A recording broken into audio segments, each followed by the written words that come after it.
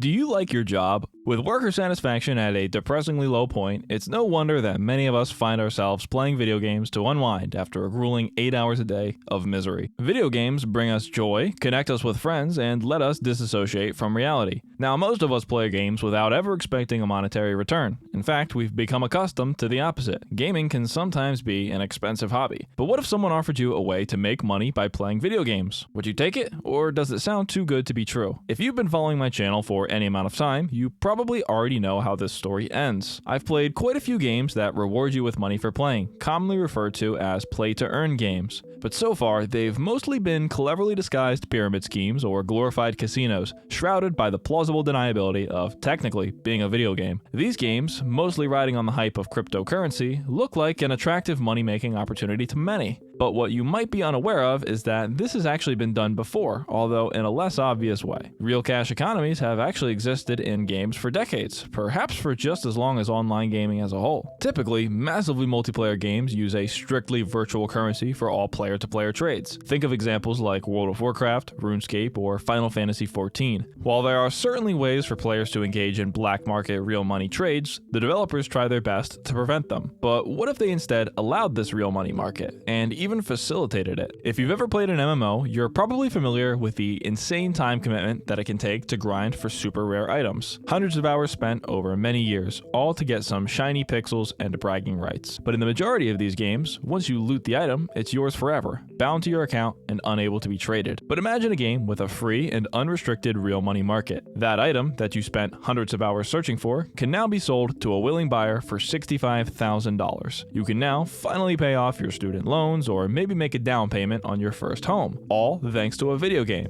all while having fun. Welcome to Entropia Universe. I'm John, and on this channel, I take a first-hand look at some of the more interesting or obscure games that you probably haven't played. Before we get started, I just want to take a moment to give a huge thanks to all of my channel members, coffee supporters, and subscribers for their continued support for my channel. Thank you.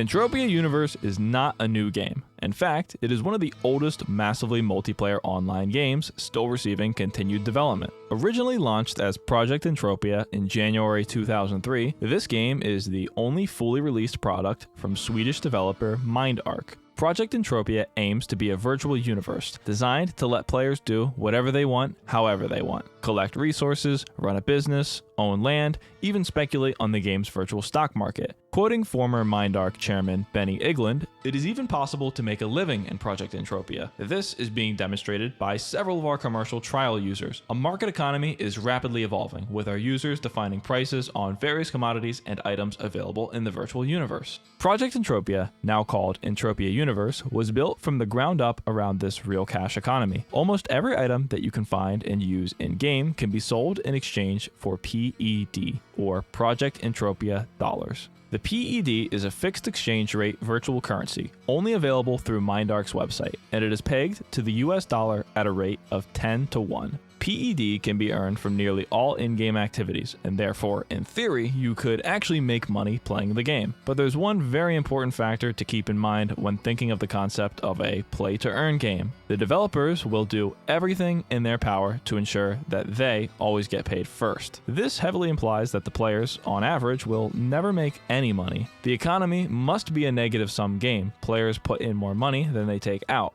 Otherwise, the developers won't be able to afford to keep the game running. Additionally, players must be encouraged to keep depositing money and keep trading, since the developers require that constant inflow of money to keep everything running smoothly. With the real cash economy built into the foundation of the game, it's hard to imagine that it has no effect on the quality of the gameplay. If the fun activities are all free, then not enough people will spend money, and the developers won't be able to keep the lights on. And if the free activities are too boring, then the working class of players driving the backbone of the economy will leave, and the rich players will be forced to perform the boring activities that they usually pay to skip, which will make them leave too. But I must be missing something, since Entropia Universe has been running successfully for 20 years. They have to be doing something right. Has MindArc cracked the code and created the most sustainable real cash economy MMO? Or is there a good reason that you've never heard of this game, even after 2 decades of continued support? Well, there's only one way to find out. Today's mission is to dive headfirst into the original play-to-earn game and see if I can truly make a living playing the game, just like the developers said. But if I can't make any money, and to be honest, I'm not really expecting to, I want to see if I can at least have fun playing Entropia Universe. Let's get started.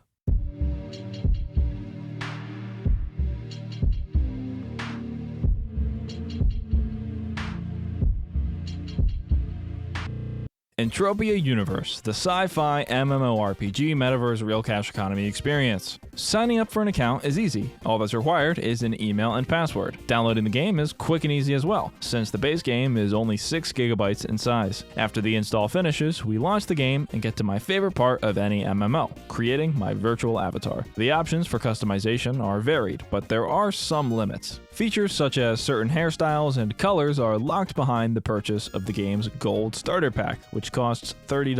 Entropia Universe is technically a free-to-play game, and there's no monthly subscription or initial purchase required, unlike other MMOs. But just how far can someone get without needing to break out the good old 16 digits? Once I crafted an accurate representation of my real-life appearance, I'm asked to choose a name. Names in Entropia Universe consist of first name, last name, and nickname, and somehow John was taken. So instead, I opted to use my full legal name, Jaundice. I click finish, and this happens.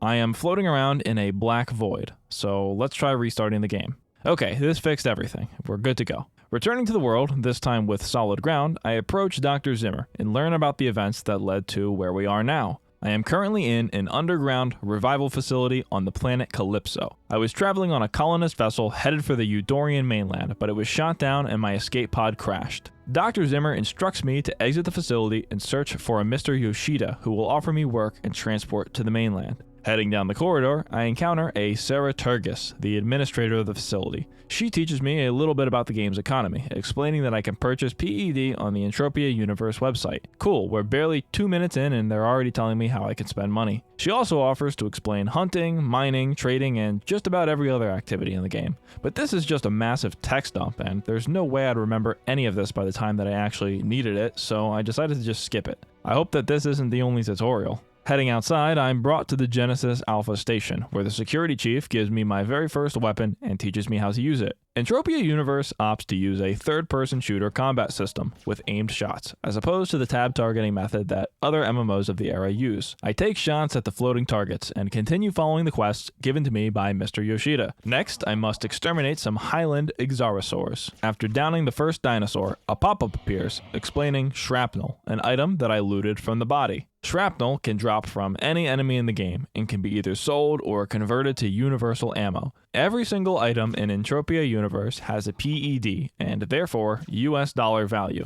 That includes ammunition. Basically, every shot you take costs real money. But to prevent players from going bankrupt just from simply playing the game, you can get shrapnel for killing enemies. You then use this to recover some, but not all of the ammo that you spent in combat. This means that you must think carefully before engaging strong enemies, because if you don't kill it, you don't get any shrapnel. I can already see this being very annoying. It limits your ability to engage in combat by how much money you're willing to spend on ammo. After successfully quelling the Ixarosaur threat, I return to Jimmy and receive a round of applause for leveling up.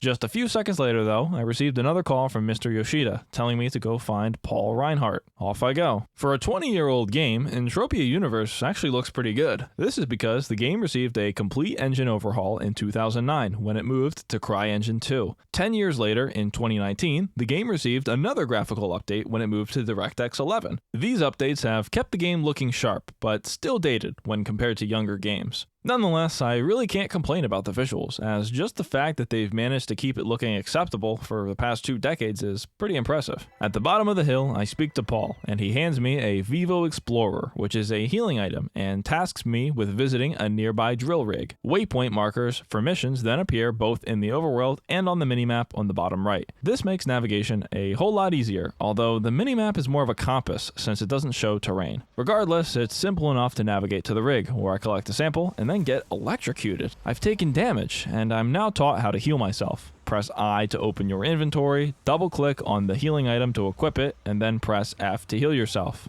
Kinda cumbersome. Carrying my ball of healing, I restore my health and get started on my next mission. Travel to Camp Amundsen. Next, I have to gather synthetic mind essence. This quest serves as our introduction to the trade terminal, which is Entropia Universe's equivalent of an NPC vendor. You can buy and sell items from a limited selection at a base value from one of these terminals, and they serve as a quick way to get cash for unwanted items. However, just like in most MMOs, selling your rare items to a vendor is never the best way to get money, and so you should make sure to sell those in player-to-player trades. While here, I sold the animal hides that I collected for 0.01 PED and purchased 100 of the synthetic mind essence, depleting my bank account and completing the quest. After this, I'm told to travel to a crashed supply pod and collect some survey beacons. Using this survey tool, I search for minerals to prospect with a radar. Following the beeping sounds, I come across a node of Force Nexus, which gives me 0.005 cents. After prospecting the proper amount of materials, I continue up the hill to the communications outpost, where we meet a gentleman by the name of Rusty. I've yet to mention the text content of the missions, but I'd like to take a moment to appreciate the writing. It manages to have the standard, generic MMORPG quest format while still being, I guess, slightly humorous. The story isn't winning any awards, that's for sure, but that's not really the main point of this game anyway. It's kind of an open-ended sandbox MMO. Returning to the current mission, Rusty hands me a new gun and a car, and some gas for it. That's right, just like in the real world, you have to pay for gas for your virtual car. I plop down my car, fuel it up, and hop in to take it for a spin. The vehicle controls are surprisingly smooth, and the physics are responsive. As someone who's been playing World of Warcraft since 2009, it's definitely a shock to see that Entropia Universe has proper physics, despite it being about the same age. Heading up the nearby hill, I equip my weapon and accidentally right-click on the robot instead of left-clicking. I have just discovered the most optimal way to play Entropia Universe. Automatically. Even though you automatically aim and shoot, not every shot is guaranteed to land, as the enemy has a random chance to dodge your bullets, dealing no damage and wasting money. Or, if you're not the proper skill level to use your gun, your shots will also miss, also wasting you money. Fantastic. I defeat the robot, detonate a bomb, and make a swift getaway in my car, catapulting off a nearby cliff. Now I'm completely stuck. I remember that Rusty told me that I could press the / key to return my vehicle to storage, and so I do that. The only problem is that I forgot that I need to go visit a storage to actually pick up the vehicle once I do that. Whoops. What I actually should have done is just right-clicked on the car and selected Pick Up. This was an important lesson to learn, and the preceding jog across the countryside allowed me to reflect on the mistake that I made. Thank goodness that you can auto-run, too. 4 minutes of walking later, I reach the spaceport, where I collect my vehicle, sell some of my loot for PED, and speak to the lieutenant. I'm ready to depart and begin my proper adventure in Entropia Universe. I'm then teleported to the moonlit shores of the planet Calypso. I have no idea what in the world's happening with this sky. It looks like some sort of graphical bug. I pick up my next mission and notice a player who is standing still, staring into the distance, constantly clicking. I can't help but wonder, is this a bot that got lost?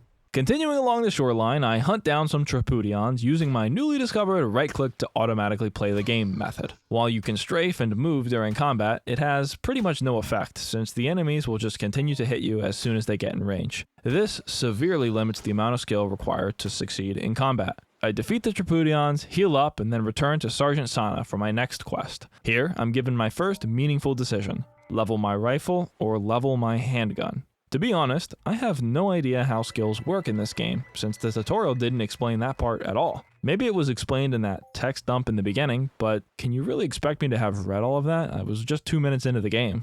In hindsight, the tutorial explained barely a fraction of the concepts needed to perform even the most basic activities in Entropia Universe. Considering that pretty much every item and action costs PED, you could easily make a mistake and end up costing yourself real money.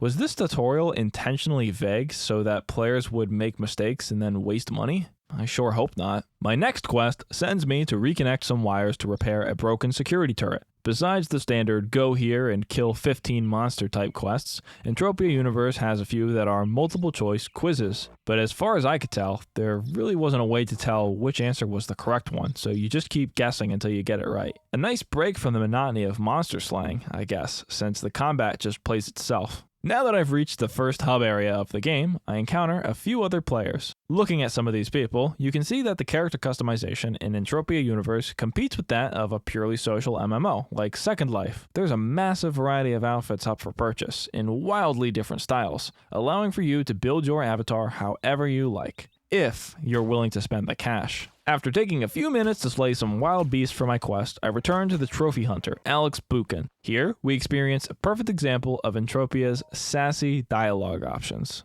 That's quite the collection you've got there, John. Bring them here, and I'll give you a reward. While I could just hand over my items, I also have the option to ask more questions. Not so fast, Alex. What's the reward? What? You don't trust me, John? I'm going to show you some of my very own personal hunting tricks. That'll surely increase your skill. Now, hand over the trophies, would you? I think I'd rather keep them myself. This exits the dialogue, and the quest remains incomplete. Now, this multiple choice dialogue system didn't need to be here. It serves no functional purpose, it's purely for flavor. But I'm happy to see it, because something about this game's gotta be entertaining. Right-clicking on dinosaurs and watching my character slowly drain my bank account isn't exactly engaging. After completing this quest, I took a glance at the clock. Okay, I've been playing Entropia Universe for a bit over an hour and a half, and I've completed the tutorial and begun the game's main quest line. Since it's getting kinda late, I think it's time that I call it a night and get some rest for a full 8 hours of Entropia tomorrow. Good night. Warning, you have exhausted your free viewing period. Please subscribe to John to continue consuming content. Warning, you have exhausted your free viewing period. Time to clock in. I log into Entropia to start my day, and to my surprise, I catch a glimpse of the sunrise. The game has a full day-night cycle, and with the dynamic shadows on the trees, it really helps to sell the idea that you're playing a game in a real, living and breathing world. Of course, that's ignoring the fact that outside of a select few areas, the world is entirely empty. My goal today is to continue along the game's main quest line, meet some of the community, and learn a bit more about what's been keeping them playing Entropia Universe for the past 20 years. And just as I'm barely 2 minutes into my play session, my mangled corpse is sent flying by a dinosaur, resulting in my very first in-game death. Expecting a revival to cost money, I'm pleasantly surprised to find that there doesn't appear to be any penalty for dying. Well, besides the ammo that I wasted shooting at the enemy that I couldn't kill. Oh, and the decay of my armor, and my guns. And my healing items. Yeah, that's right. All of your items have durability that decays with use. And of course, it costs money to repair. One thing that really pissed me off was that the armor that I got as a quest reward came pre-damaged. To fully repair the item, it would cost me 31 cents worth of PED, which obviously I don't have. Fully repairing all of my gear, not including the healing items, is going to cost me about $1. While I walked back to my death location, I think now is a good time to stop for a minute and do some quick math. How much money does it cost to fire one bullet in Entropia Universe?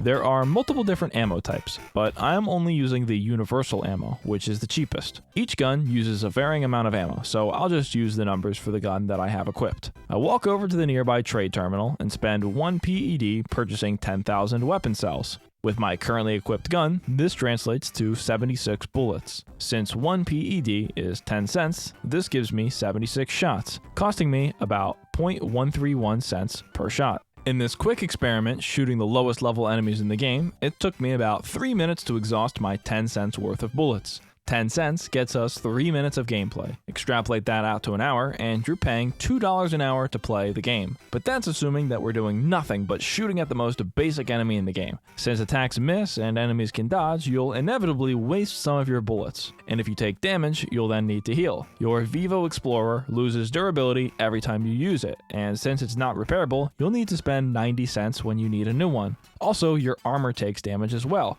And your weapon, right. Geez, this is a lot to factor in. So that $2 an hour figure is really just the bare minimum, as it doesn't account for any durability costs. Now, with this $2 an hour burn rate, that's assuming that the monsters drop nothing at all, which is not true. They always drop at least shrapnel, which you can then turn into universal ammo to keep shooting. This is the main gameplay loop of Entropia Universe, known as cycling. Cycling is the concept of choosing your activities wisely, ensuring that you can make back as much of your investment as possible from playing the game. Spend $2 on ammo? Well, you better make sure that the monsters that you're killing drop close to $2 worth of items, otherwise you're in the red. It's at this point that I think I'm starting to understand the main appeal of playing this game. This is not an MMORPG in the traditional sense at all. In most MMOs, you pay a fixed monthly subscription, and you can play the game as much as you want. But with Entropia's pay-as-you-play structure, players must not only min-max their character, they must also min-max their real money spendings. A very common comparison that you'll see people make online is that Entropia is exactly like a slot machine. Every time you shoot a gun, you pull the lever. Sometimes your shot misses, and you get nothing. Sometimes it's a critical hit, and you get a satisfying sound and kill the monster quickly without spending as many bullets. Sometimes you break even, or maybe even slightly profit off the kill. But just like a real-world slot machine, Entropia Universe has jackpots. Certain monsters have a chance to drop extremely rare items, which can be sold for far more PED than you spent killing that monster. When one of these kills occurs, it is broadcast at the top of the screen for all players to see. This pop-up cannot be disabled. Since the conversion rate from PED to dollars is simple, you just move the decimal point to the left, you can always see how much money your peers are making. But of course, you don't know how much money they spent before they got that reward. An important detail to leave out. I can see why this reminds people of a casino. If you've ever been to one, you might know how slot machines put on extravagant sound and light shows whenever someone wins a jackpot, loud enough to catch the attention of everyone nearby. It's a great way to keep everyone on the floor engaged. Entropia goes even further than just showing the big payouts as they happen, though. There's a dedicated page in the game called the Hall of Fame, which you can access from a button that's conveniently always at the top of your screen. Here, you can see the largest jackpots of all time. In this window, which is a vibrant red and gold color not seen anywhere else on the UI, we can see that the current record holder is Alan Crom Allen, who almost 10 years ago struck it big and won 331,968 PED. But who knows, he might have spent 500,000 before he hit that jackpot. There's no way of knowing, and why would the developer want you to know that anyway? But let's dive deeper into this number. Sure, having a lot of PED is nice, but I want to turn that into real money. What'll that cost me?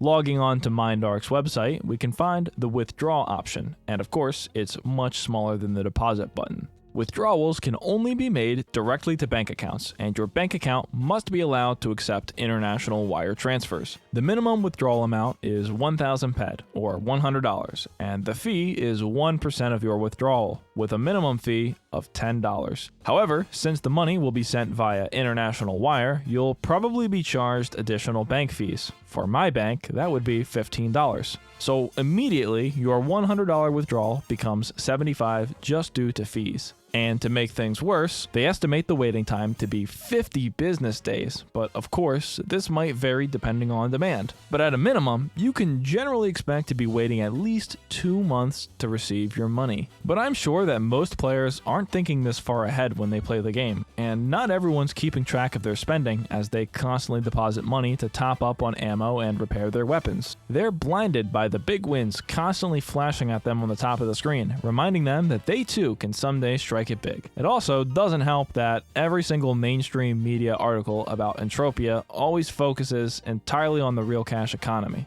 Here's a headline, for example. Virtual Entropia Universe property sells for $335,000 real dollars. The academic journal JVWR featured a study done on Entropia Universe to calculate the average rate of return players expect from one of the game's money-making activities, mining.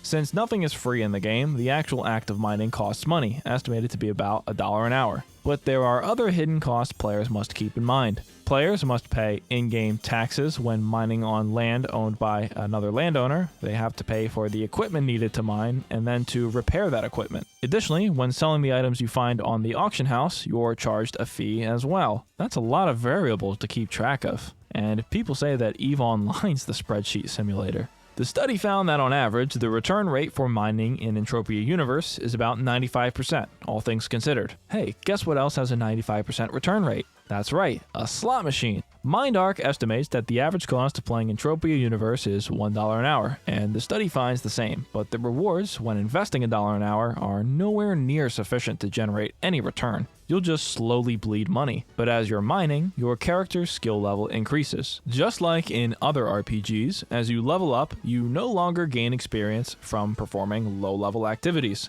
This means that in order to keep progressing, you'll need to buy high-level equipment, which could cost you as much as $11 an hour. But again, in the long run, your return is still negative since the study didn't even account for the decay on the equipment. So either you spend $1 an hour and stagnate, never leveling up, or you spend more, level up faster, but still see no return since taxes and fees will eat away at your reward. I'm barely halfway into my second day of playing Entropia Universe, and I already feel like the game is just actively trying to make playing it miserable. But despite the expensive nature of the game, the most devoted Entropia players are happy to pay, as they find the game fun. $1 an hour isn't actually a terrible deal for a game. Most newly released games are now $70, and I don't think that you're really getting 70 hours of gameplay out of every game you buy. And considering that Entropia is technically free, you don't have to keep dumping money in. You could put in $15, and with that 95% rate of return, you could cycle through it for quite a while before needing to deposit again. But that's not really how the game is marketed.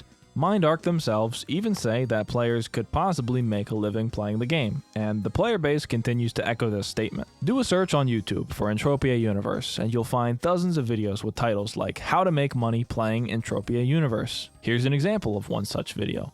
How to Make $100 a Day Playing Entropia Universe.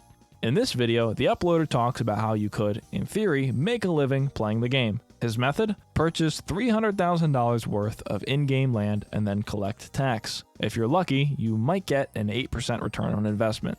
Well, I'm not quite ready to make such a large deposit. Let's at least try and get as far as possible with the free items before I link my debit card. I'll spare you the details, but after spending 5 hours progressing through the game's exceedingly boring main quest line, I reached the quest where I was tasked with killing 30 dinosaurs. Unfortunately, these dinosaurs are very tough, and I can barely even kill one of them. By now, my healing items have become entirely depleted, and I don't have enough money to buy more, so I can't even heal myself. And get this, when you die, you don't respawn with full health. You respawn with 1 health. Remember, no handouts. By the way, healing items in this game are referred to as faps, and the act of healing someone is called fapping. Not important, but I thought it was funny. Anyway, despite trying repeatedly to kill the dinosaurs, I only managed to actually kill one, but in the process, I wasted nearly all of my ammo. This led me to an important question. Could you theoretically soft lock your character? What if I shot every single one of my bullets and had no more ped left to purchase more? Am I screwed? In short, yes, it is technically possible to run out of resources or break all of your weapons and be forced to deposit money to continue playing. Unable to continue with any of my current quests, I decided to just start wandering around the world looking for some way to make money. While exploring this vast, empty world, I remembered that one of the beginner guides I read mentioned a mentorship system. This system connects new players with veteran players who will work with you personally to teach you the tricks of the trade. I signed up for the program and asked my mentor a few questions about how I can make money. He suggested that I travel to Tulan, as there are quests that don't require ammo there. However, the only way to get to Tulan is to have a spaceship, which I don't have. Then he suggested that I go to the game's website and purchase the $30 starter pack to get a better weapon and some ammo so I could actually just keep doing the missions that I already had. Thanks for the advice. I can't blame the guy for not offering to give me a ride or some of his ammo. After all, everything costs real money. Even the mentorship program isn't done out of a desire to help new players. There's actually a reward for the mentor when I reach a certain level, so they're financially incentivized to get me to keep playing so they get rewarded. Entropia Universe has a very small but dedicated player base, estimated to be around a few thousand monthly active users. Despite my mentor not being particularly helpful, I did end up having a pleasant experience with a different player that I encountered. Here's how it went. At some point along my journey, I had a minor car accident, which resulted in a fiery, painful death. Since I have no money and no repair skill, I can't fix my car, so I asked in chat, can anyone help me? Thrillseeker, a longtime player of the game, kindly teleported to my location to repair my car, free of charge. After this, we struck up a conversation, and I asked him some questions about how I can get some money to buy ammo. He then sent me a waypoint and told me to meet him there. After reaching his location, I boarded his spaceship, and he flies me across the continent to an unknown location. During this short flight, I learned that Thrillseeker has been playing the game for 11 years. I ask him what keeps him coming back, and he answers, the game doesn't end. There's always something to do. I ask him where we're going, and he tells me he's taking me to a sweat circle. What's a sweat circle? I ask. Many players stand in a circle and extract sweat from a mob to avoid taking damage. I think it's boring, but I deposit, he replies.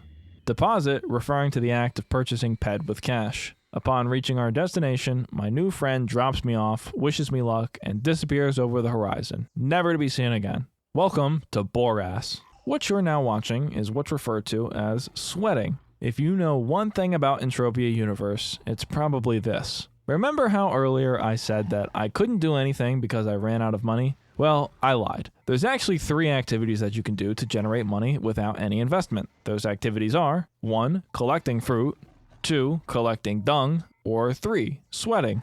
Collecting fruit and collecting dung involves walking around the world, staring at the ground, looking for stuff to pick up. You can then sell these items to other players for about 1 to 3 ped per 1,000. In my entire time playing, I have not found a single piece of fruit nor dung. So here I am, at the Borass Sweat Circle, one of the most popular destinations for the lowest class of Entropia players. Sweating is the act of equipping an item that every player gets for free, the VSE Sweat Extractor. It is one of the only items in the game that has an unlimited durability.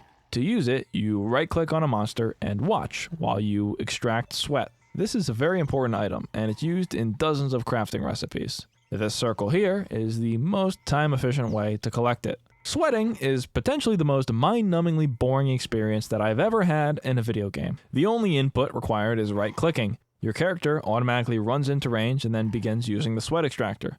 The rate at which you collect sweat is painfully slow, and after almost 10 minutes of doing it, I had amassed only 100 sweat. This is the largest group of players in one place that I've seen so far. I'm not sure how many of these are just bots though. Hopefully most of them, since I can't imagine another human being sitting here and doing this for very long. Like I said, I only did this for 10 minutes, but it felt like a lifetime. I would rather cut my lawn with dull scissors than do this. I'd rather watch a tree grow. I'd rather do literally anything. I assume that most people who are doing this just have the game open on a second monitor, but even then, the reward is so small that I'd probably be able to beat Elden Ring 12 times over before I had enough ped to be able to fap again. With my 100 sweat in hand, it's time to cash out my hard work.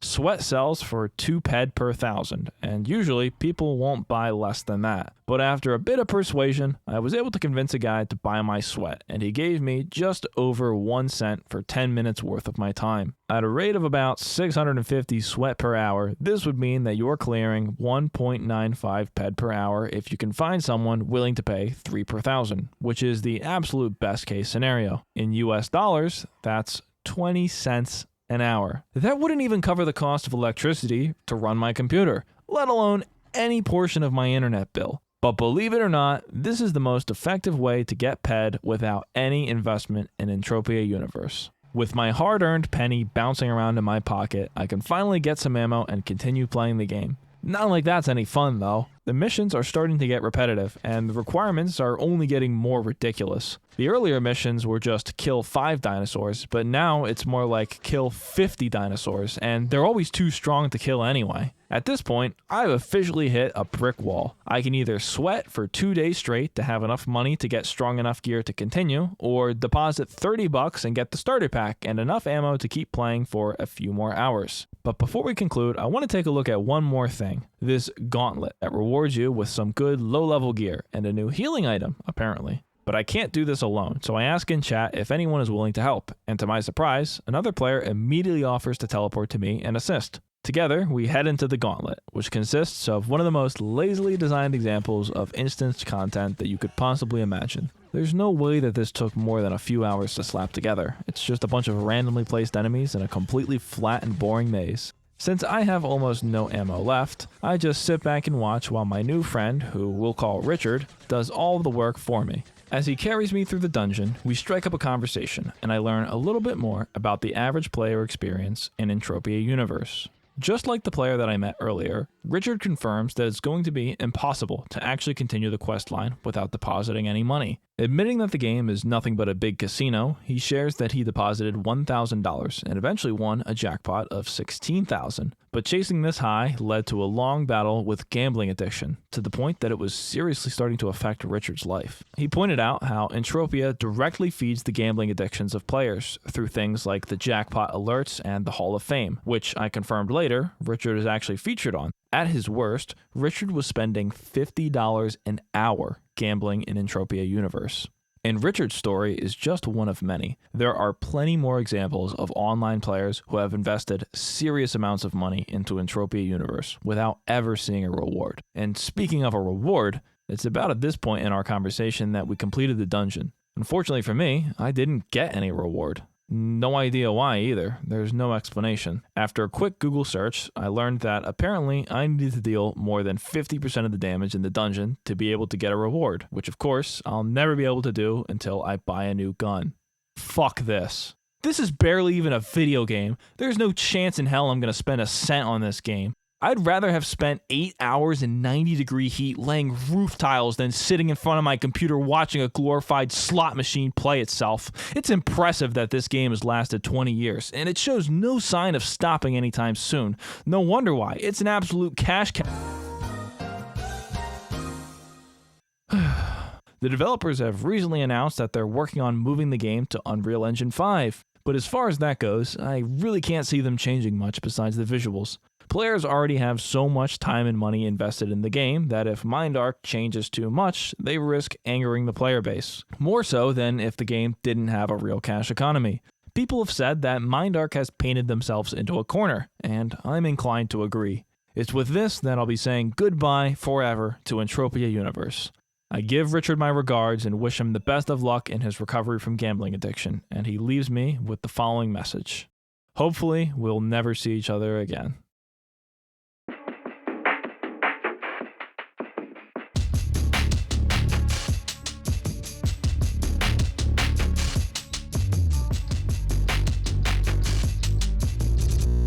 I couldn't make a video on Entropia Universe without talking about the hilarious interview with former MindArc CEO David Simmons. Featured in a 2020 video by People Make Games, the first question the interviewer asks is if Entropia Universe is a casino. The amount of mental gymnastics that this man does to avoid the question could win an Olympic gold. No, absolutely not. Ever since inception and even 1998, Entropia Universe was built with the view of making it a skill-based game. There's quite a few famous people which have said life is a gamble. When you moved down from wherever you were down to Brighton, calculated risk, or was it a bit of a gamble as well to see whether you like it? When you change jobs, when you go out, if I take my car to work or if I take my bicycle, there's more chance of me actually having an accident, which I did 3 weeks ago, fell off my bike and broke my collarbone.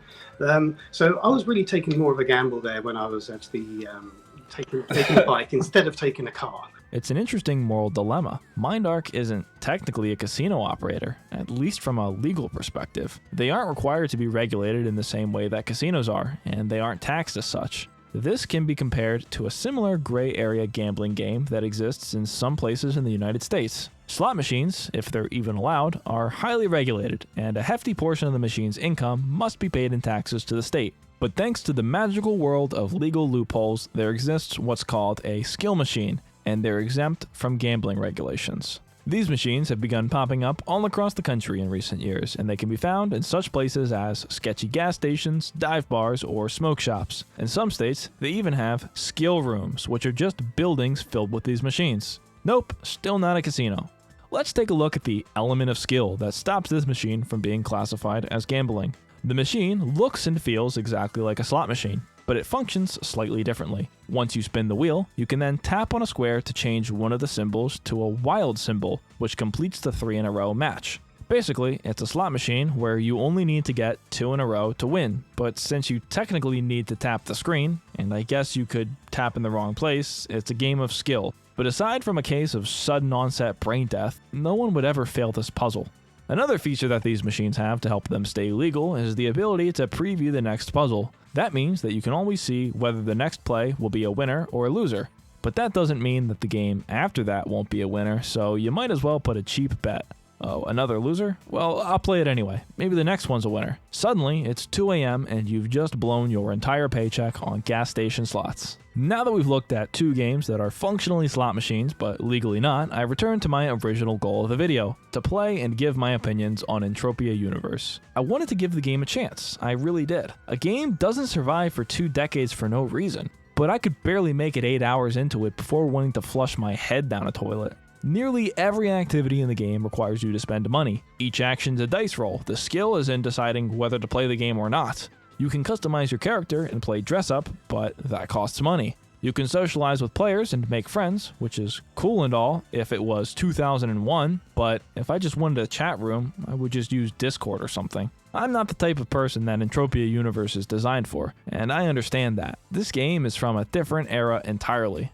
To me, the concept of a real cash economy MMO is entirely unappealing. I don't want to actively worry about my bank account balance while playing a game. The whole point of a game is to distance myself from the struggles of real life. And with how expensive and addicting the game seems to be, it'll probably just lead to even more financial worries. But can you make a living playing Entropia Universe? I don't know. Can you make a living playing slot machines in a casino? In reality, the answer to both is actually maybe, but it's highly, highly unlikely. Instead, Entropia Universe should be viewed strictly as a video game. And as entertainment, it's dated, uninteresting, and expensive. Outside of the real money marketplace, there's nothing that Entropia Universe offers that you can't find done better in a modern, subscription-based MMO. And in every case, playing Entropia Universe at a high level is going to cost you far more than $15 a month. This isn't to say that a subscription-based model is the best, it's just the example that I'm most familiar with. In the end, I guess it was pretty foolish to take an entire week off of work just to play Entropia Universe. So, have you ever played Entropia Universe? Do you think that the game is a cleverly disguised casino? Or is it just a unique way of allowing players to have complete control over their virtual assets? Let me know your thoughts in the comments. Goodbye.